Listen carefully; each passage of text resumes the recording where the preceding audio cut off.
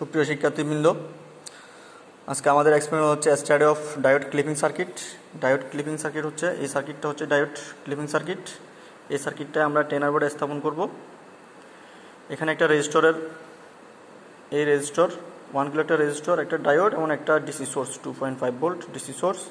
এই রেজিস্টরের সাথে একটা ফাংশন জেনারেটরের পজিটিভ প্রান্তটা লাগবে এখানে, এবং নেগেটিভ প্রান্তটা এখানে লাগবে এই ডিসি সোর্সের নেগেটিভের সাথে।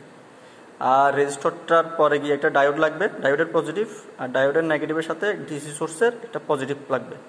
আর ডিসি সোর্সের নেগেটিভটা লাগবে হচ্ছে ফাংশন জেনারেটরের যেখানে নেগেটিভ আছে ওইখানের মধ্যে। এখন আমরা এই ফাংশন জেনারেটর দেখলাম। এই ফাংশন জেনারেটর থেকে এই ফাংশন জেনারেটরের পজিটিভ প্রান্ত, ফাংশন জেনারেটরের পজিটিভ প্রান্তটা এখানে লাগলো রেজিস্টরের এখানে, এবং নেগেটিভ প্রান্তটা কমন এইখানে লাগলো, নেগেটিভটা এখানে লাগলো। এটা হচ্ছে ডিসি সোর্স 2.5 ভোল্ট বায়াসিং হিসেবে। আর আমরা ইনপুট যেটা দিছি সেটা হচ্ছে এটা ইনপুটটা। এবার আমরা আউটপুটটা দেখব।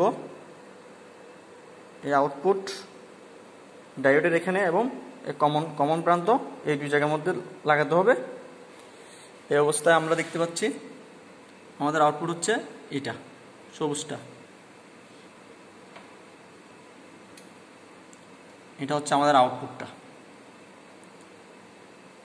আউটপুটটা পাওয়ার জন্য আমাদেরকে লাগাতে হবে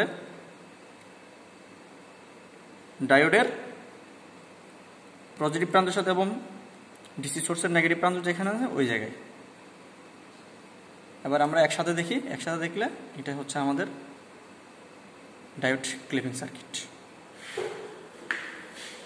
এই সার্কিটটা আউটপুটটা দেখার জন্য আমাদেরকে লাগাতে হবে হচ্ছে এই জায়গায়, এইখানে পজিটিভটা লাগাবো এবং এই কমনের এখানের মধ্যে নেগেটিভটা লাগাবো।